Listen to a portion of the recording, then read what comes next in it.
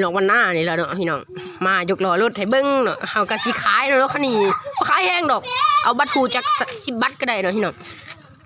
ขี้ได้อยู่เนาะยกล้อก็แห้งเนาะพี่น้องมันเป็นไข่มุกดำพี่น้องเอ้ย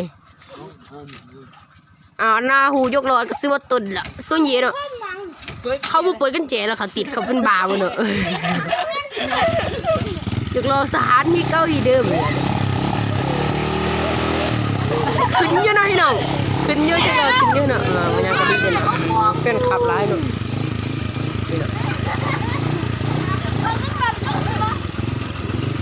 อย่าลกรอบบนหางน้ำสิขึ้นป้ามั่นเขาเนาะหุ่น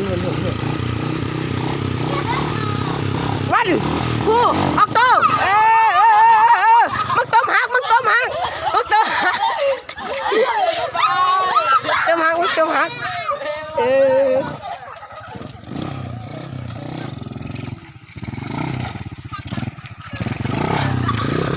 หน่อยเนาะ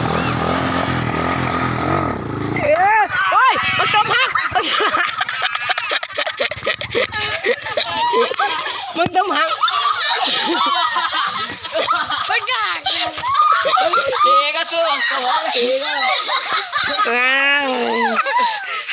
ใส่หักดิหลุดดิหักเหรอใส่เขาว่ามันเนี่ย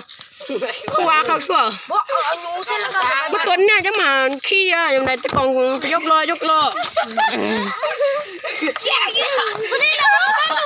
ก็สร้าง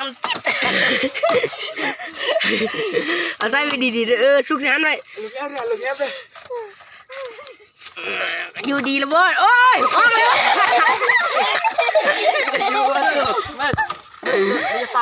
อายังมามัดไว้กันจู่อายังมาหอยไว้อายังชูไปก่อนปิดไหมกอกนะปิดเลยปิดแล้วเตือนเยอะเลย